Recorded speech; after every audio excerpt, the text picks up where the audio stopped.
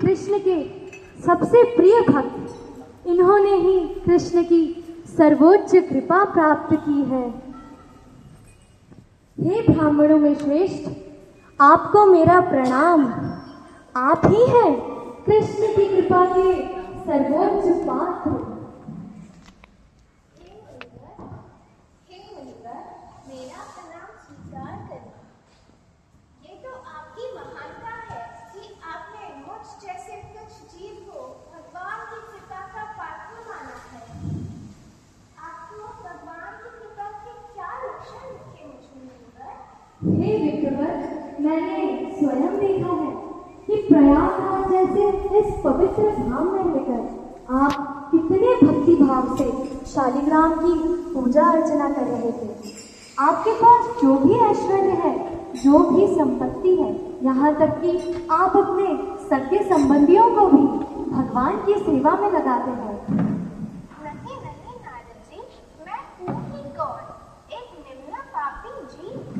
मेरे पास क्या है भगवान को देने के लिए? क्या ऐश्वर्य है, क्या विशेषता है? भगवान ने मुझे इतना दिया, पर मैंने भगवान के लिए क्या किया? मैं तो इस ब्रह्मांड में उपस्थित अनगिनत जीवों में से एक जीव मात्र हूँ। फिर भी भगवान ने मुझ पर इतनी कृपा की है।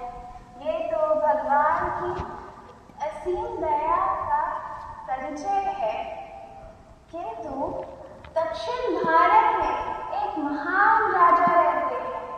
उनके राज्य में इतनी भक्ति है, इतने भव्य मंदिर है कि दूर दूर से साधु संत, भगवान के भक्त और पीड़ित जन उनके राज्य में शरण लेते हैं।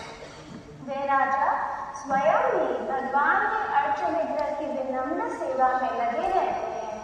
वे भगवान के लिए संकीर्तन करते हैं, करताल बजाते हैं और नृत्य भी करते हैं।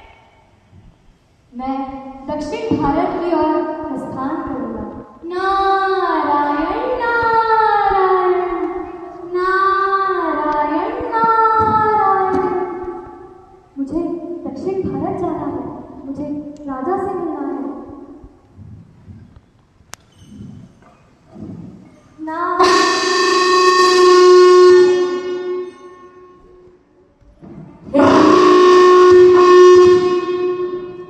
हे राजन, आज मुझे यह घोषणा करके अत्यंत प्रसन्नता हो रही है कि आप ही श्री कृष्ण की कृपा के सच्चे पात्र हैं।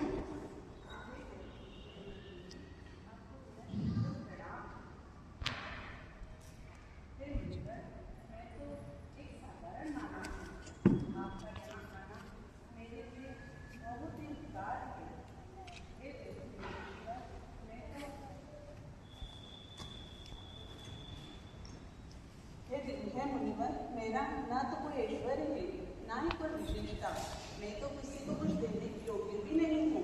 एक अच्छा शासक अपनी प्रजा में भगवत भक्ति का संचार करता है। उसके राज्य के सभी नागरिक उत्तम चरित्र के होते हैं। आपके राज्य के सभी लोग वैष्णव गुणों से ओतप्रोत हैं और भगवत भक्ति में लिप्त रहते हैं। आपकी संपत्ति, आपका ऐश्वर्य जो भी है, सब भगवान की सेवा के लिए ही तो है। आपका ऐसा भक्ति भाव भगवान की कृपा को कैसे न आकर्षित करता होगा। हे मुनिवर, मैं तो स्वयं हर पल भय के वश में रहता हूँ। 3 प्रकार की पीढ़ियाँ मुझे हमेशा घेरे रहती हैं। श्री कृष्ण के भगवान श्री कृष्ण की असीम कृपा का भी अधिकारी नहीं हूँ। मैं तो कभी भविष्य में सोच भी नहीं सकता हूँ कि वो मुझ पर कभी कृपा करेंगे। भगवान की वास्तविक कृपा के अधिकारी तो देवतागण हैं। देवतागणों में सबसे श्रेष्ठ पुरंदर इंद्र, ऐसे महान इंद्र की जिन्होंने 71 वर्षों तक 71 युगों तक शासन किया। 100 अश्वमेध यज्ञ करने पर भी ऐसा शासन प्राप्त नहीं किया जा सकता। उनकी ऐश्वर्यता अद्भुत है। उनके पास ऐरावत जैसे हाथी और कामधेनु जैसी गाय हैं। ऐसे इंद्र के महान सौभाग्य का क्या ही वर्णन कर सकता हूँ। हे देवराज इंद्र, भगवान ने स्वयं वामन रूप धारण करके उनके छोटे भाई के रूप में जन्म लिया। हे देवमुनि, आप तो यह सब और इससे अधिक ही जानते हैं। हरि हरि, मेरा अगला गंतव्य स्वर्गलोक होगा। नारायण नारायण नारायण नारायण। मुझे स्वर्गलोक जाना है। मुझे देवराज इंद्र से मिलना है। चलिए हम सब स्वर्गलोक चलते हैं। नारायण नारायण नारायण नारायण।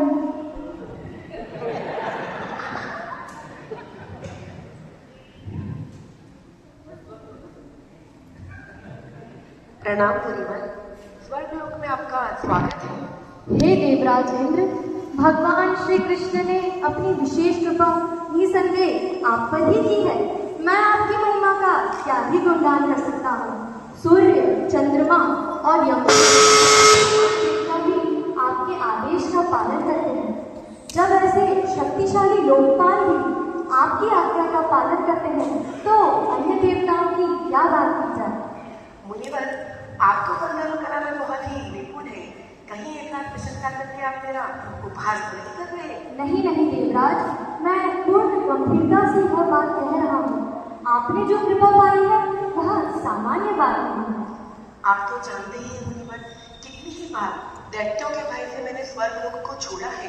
क्या एक डरपोक इंद्र कृष्ण की कृपा का, भगवान की कृपा का पात्र माना जा सकता है? आपकी यह विनम्रता अद्भुत है।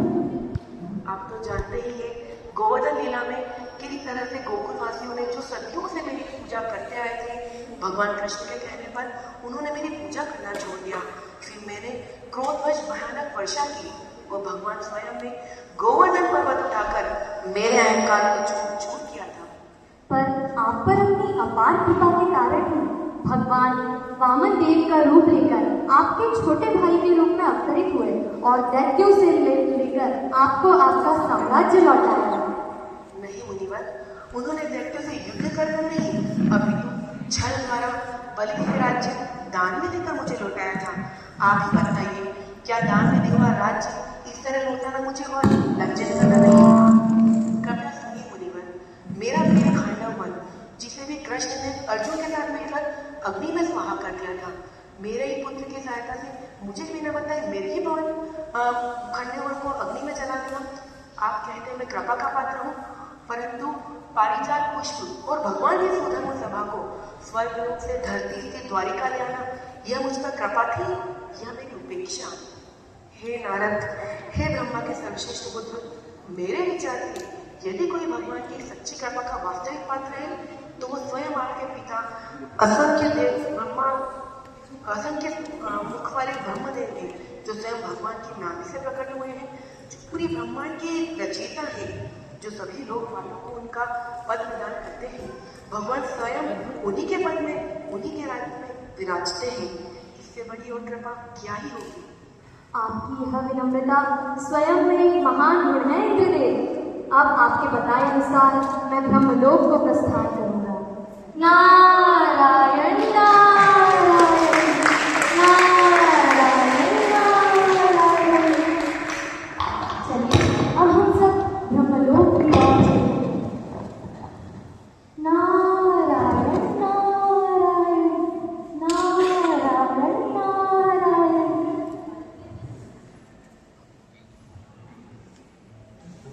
पिताश्री, आपको मेरा कोटि कोटि प्रणाम। हे ब्रह्मदेव, अब मुझे पूर्ण विश्वास हो गया है कि भगवान श्री कृष्ण की विशेष कृपा के अधिकारी आप ही हैं। आप सभी सृष्टि करते हैं, उनका पालन करते हैं और आपकी रात्रि होते ही समस्त लोगों का संहार होता है। आपका उद्भव तो स्वयं श्री विष्णु भगवान के शरीर से हुआ है। समस्त वेद और पुराण आपके मुख से निकले हैं। आपको आदिकवि भी कहा जाता है, क्योंकि आपके माध्यम से ही संपूर्ण जगत को भगवान की वाणी वेद प्राप्त हुआ है। मैं तो केवल एक दास हूँ। मैं तो केवल एक दास हूँ। हे नारद, मैं तो केवल एक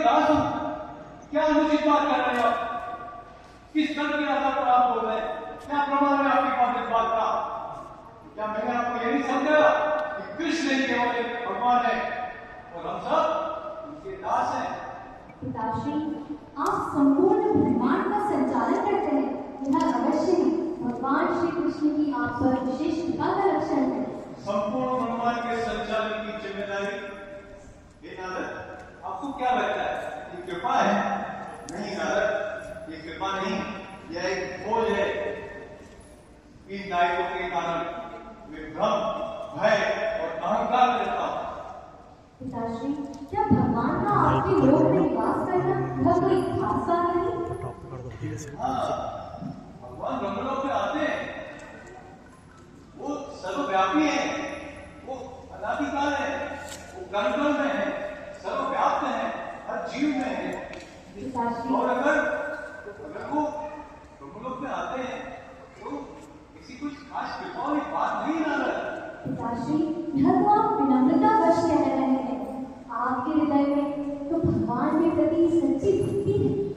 मेरे हृदय में सच्ची भक्ति? क्या बात कर रहे हैं नारद?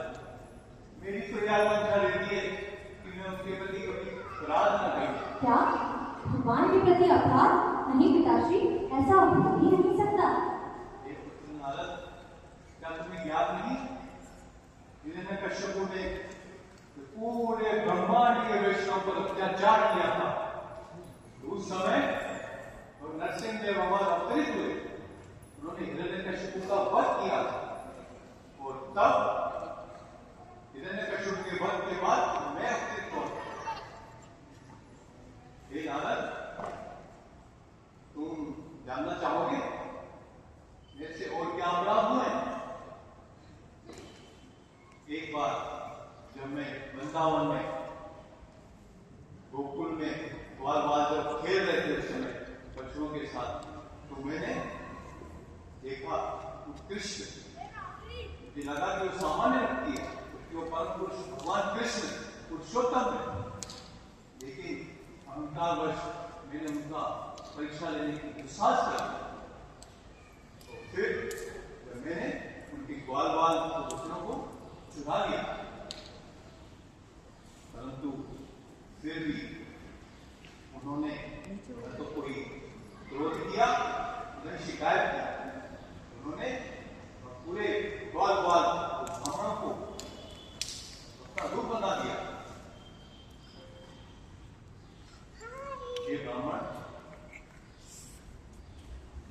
मैं तो कुछ भी नहीं, मैं तो एक सेवक हूं, भगवान कृष्ण सर्वशक्तिमान। अगर पूरी दुनिया में अगर कोई कृष्ण भक्ति है तो वो सिर्फ और सिर्फ ये देवों के देव महादेव। महादेव, वे जो शमशान में रहते हैं, जिनका आचरण सबसे अलग है। हाँ, वही, वो हमेशा कृष्ण भक्ति में मदमस्त रहते हैं। कृष्ण भक्ति उनका जीवन है। वो न तो कोई ईश्वर चाहिए, न स्वर्ग की आकांक्षा है, न ही इंद्रिय भोग का सुख की आकांक्षा। पिताश्री, अब मैं शिव जी के दर्शन के लिए चलूंगा, कृपया मुझे शिवलोक जाने की आज्ञा दीजिए। नारायण नारायण नारायण नारायण नारायण नारायण।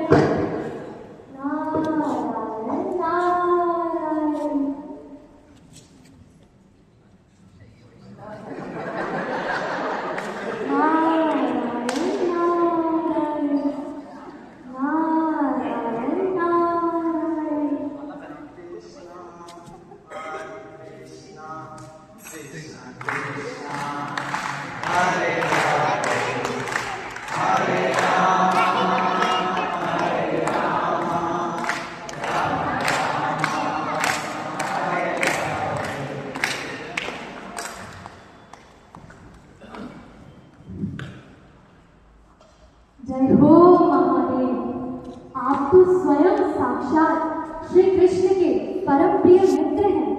आपकी भक्ति, आपका वैराग्य, आपका त्याग सब अद्भुत है। आप इस संसार के परम नियंता हैं।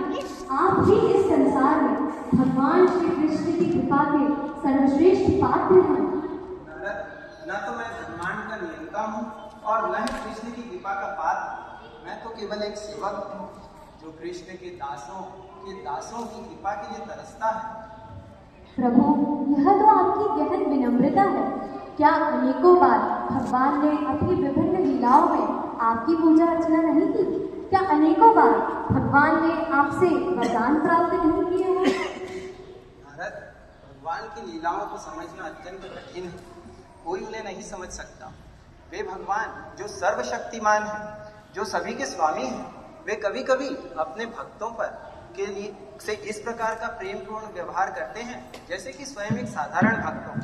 वे कठोर तप करते हैं, व्रत करते हैं, कभी कभी तो वे अपने भक्तों से वरदान मांगते हैं, उनकी स्तुति करते हैं। वे सिर्फ इसलिए करते हैं ताकि अपने भक्तों का प्रेम जीत सके। उनकी लीला को समझना किसी के लिए भी आसान नहीं। वो जो इतने गुणों के सागर हैं, वे जो सर्वशक्तिमान हैं, वे उनकी विनम्रता और उनके ये प्रेम ही उन्हें सबसे महान बनाता है। परंतु मेरा दुर्भाग्य देखो नारद कि वो कृष्ण जो गुणों के सागर हैं, उनके प्रति मैंने कितनी बार अपराध किए हैं, परंतु उनकी असीम कृपा है कि उन्होंने कभी भी मुझे ठुकराया नहीं। प्रभु शिव, आप अच्युत भगवान के इतने प्रिय हैं कि यह कल्पना करना भी असंभव है कि आप उनके प्रति कोई अपराध कर सकते हैं। आप जिसे अपराध समझते हैं, भगवान ने तो उसे कभी अपराध समझा ही नहीं, अपितु उन्होंने अनेकों बार आप पर अपनी कृपा बरसाई। बाणासुर की लीला तो याद है ना प्रभु आपको? बाणासुर, जिसने भगवान श्री कृष्ण के पुत्र अनिरुद्ध को बंदी बनाया और श्री कृष्ण से युद्ध किया। भगवान श्री कृष्ण ने उसका अंत करने के लिए सुदर्शन चक्र उठा ही लिया था। वह उसे मारने ही वाले थे, लेकिन तभी आपने भगवान से प्रार्थना की। आपकी प्रार्थना को सुनकर भगवान ने सिर्फ उसे क्षमा नहीं किया, अपितु उसे 4 भुजाओं वाला ऐसा पद दिया जो देवताओं को भी मुश्किल से मिलता है। तुम कह रहे हो नारद कि मैं कृष्ण की कृपा का पात्र हूँ, किंतु क्या तुमने नहीं देखा कि बार बार कृष्ण स्वयं मेरे विरोध में खड़े हुए? जब अनिरुद्ध ने उषा का अपहरण कर लिया, तब वे स्वयं कृष्ण मेरे खिलाफ मेरे सामने युद्ध करने आ गए। और जब मैंने पारिजात का वृक्ष ले लिया तो उन्होंने क्रोधवश उस वृक्ष को छीन लिया। ये कोई कृपा है नारद? कोई स्वामी अपने कृपा पात्र से ऐसा व्यवहार करता है? प्रभु, आप भगवान कृष्ण की गूढ़ लीलाओं को इतने अच्छे से समझते हैं कि श्रेष्ठ वैष्णव जन भी भगवान श्री कृष्ण की भक्ति प्राप्त करने के लिए आपकी कृपा की आकांक्षा रखते हैं। लोग कहते हैं कि मैं कृष्ण की भक्ति सिखाता हूँ, शुद्ध भक्ति, जिसमें सिर्फ कृष्ण की सेवा है और कुछ नहीं। परंतु स्वयं उन्हीं कृष्ण ने मुझे दुनिया में मायावाद का प्रचार करने के लिए भेजा। वह ज्ञान जो कृष्ण लोगों को कृष्ण से और दूर ले जाता है, यह कैसी कृपा है नारद? तुम जो कह रहे हो कि मैं कृष्ण की कृपा का पात्र हूँ, इससे मेरे हृदय को पीड़ा होती है। वास्तव में तो कृष्ण की कृपा के पात्र तो वैकुंठ के निवासी हैं। वो वैकुंठ के निवासी जो हर कुछ, अपना सब कुछ भगवान को समर्पित कर देते हैं। अपना धन, अपना परिवार और अपनी संपत्ति, अपना जीवन, सब कुछ वो भगवान को समर्पित कर देते हैं। वो कृष्ण के सिवा और कुछ नहीं जानते। वो उनके प्रेम में हमेशा मग्न रहते हैं। और वो वैकुंठ के निवासी हर जगह भ्रमण करते हैं और भगवान की भक्ति का प्रसार करते हैं। ऐसे भगवान के भक्त मुझे भगवान से भी ज्यादा प्रिय हैं। मैं अपने सेवकों से ज्यादा सम्मान ऐसे वैष्णव जनों को करता हूँ और उनकी संगति के लिए मैं तरसता हूँ, उसके लिए स्वप्न देखता हूँ। परंतु जहाँ पे भी वैकुंठ के निवास, जहाँ पे भी कृष्ण के भक्त हैं, वहीं वैकुंठ है। और कृष्ण के भक्त, शुद्ध भक्त चाहे कहाँ पे भी हों, चाहे वो पृथ्वी लोक हो या कोई अन्य लोक, उन्हें वैकुंठ वासियों से कम नहीं समझना चाहिए। मैं शीघ्र ही वैकुंठ जाता हूँ। रुको परम प्रिय ब्राह्मण, मैं तुम्हें गुप्त रहस्य बताता हूँ।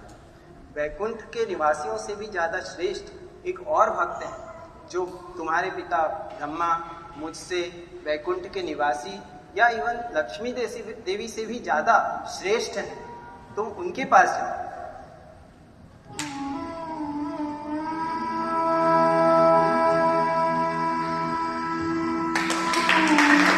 महर्षि नारद ने शिव जी के वचनों को सुना तो उनके हृदय में यह जानने की उत्कंठा और तीव्र हो उठी कि श्री कृष्ण की कृपा के सर्वोच्च पात्र वास्तव में कौन है।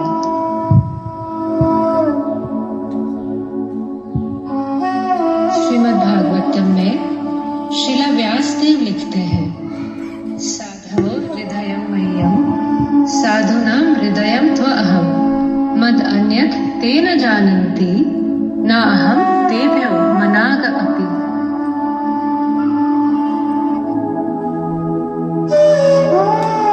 शुद्ध भक्त सदैव मेरे हृदय में रहता है और मैं शुद्ध भक्त के हृदय में सदैव रहता हूँ। मेरे भक्त मेरे सिवाय और कुछ नहीं जानते और मैं उनके अतिरिक्त और किसी को नहीं जानता। नारद मुनि ने अपनी इस यात्रा में प्रयागराज से लेकर महेश लोक तक जिन जिन भक्तों को देखा और जिनके बारे में सुना, वे सभी भक्त हर प्रकार से सिद्ध थे। वे सभी इस संसार का उद्धार करने की शक्ति रखते हैं। प्रत्येक शुद्ध भक्त श्री कृष्ण के साथ अपने व्यक्तिगत प्रेम पूर्ण संबंध में पूर्ण तृप्ति और आनंद का अनुभव करता है।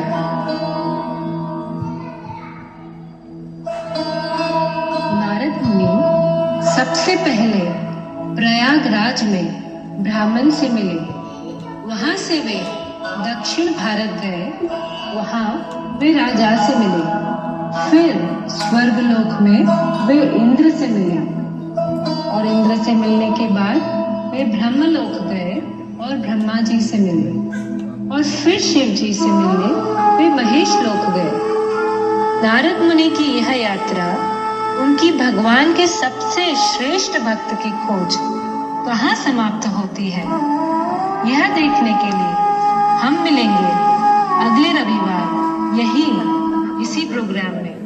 आप जरूर आइएगा।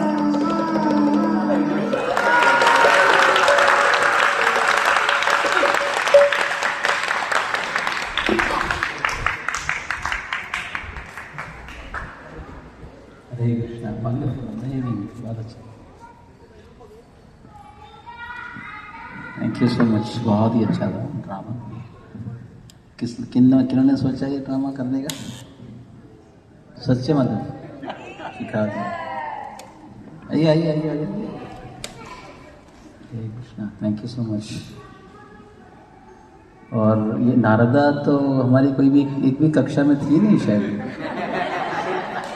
बट फिर भी उन्होंने पूरा भगवतामृता पढ़ लिया, ऐसा लग रहा है मेरे को। वेरी नाइस, बहुत बढ़िया। तो कितने हफ्तों की मेहनत है ये? 1 वीक। बहुत सुंदर। मैं एक्चुअली मुझे समझ में नहीं आ रहा मैं क्या क्लास में क्या कहूँगा। मैं तैयारी नहीं थी मेरी एक्चुअली कुछ भी। हाँ,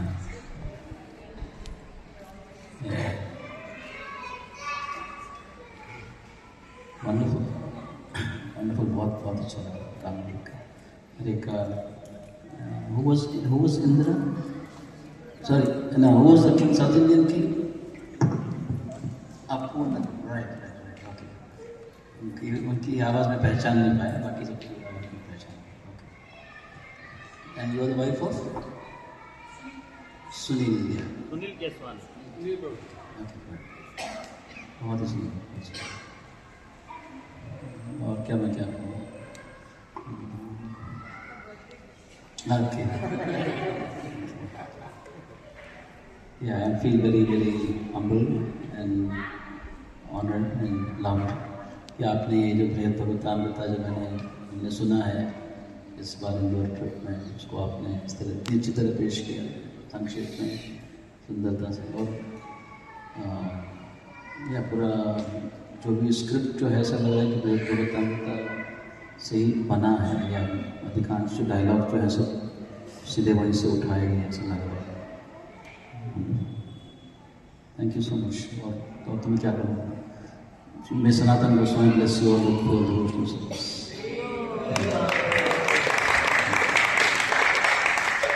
actually you inspired us. know you took so much time and you chose this such a wonderful topic. So it was all for our benefit doing this drama, hearing from you. So thank you. Thank you so much. वही मैं कहा था sound system का सब मेरे शुरुआत से चल रहा है। अब समझ में आया हैं? ओके, मुझे लग रहा था कि अगले साल मिलते हैं इंदौर में। बट अच्छा है, वेरी गुड, ओके, वंडरफुल। तो अगले साल thank you so much. Please accept my humble obeisance. Hare